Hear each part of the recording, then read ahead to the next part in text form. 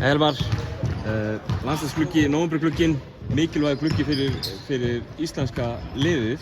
Hvernig er stemmingin að koma inn í hópinn á þessu tímapunkti?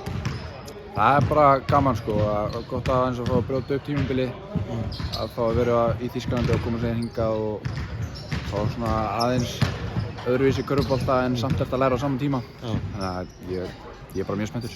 Þú ferð til Þýskalands núna í byrjun þessa tímabils. Hvernig hefur gengið úti? Bara mjög vel, betur en við bjóst við. Ég var svolítið lengi að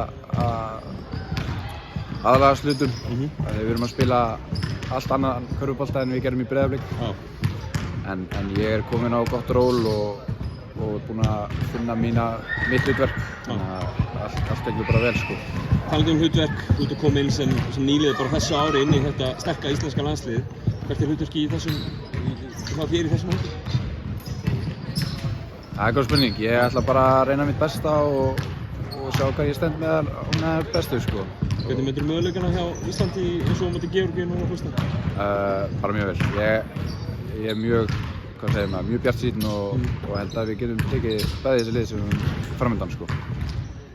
Bestu þakkir. Takk.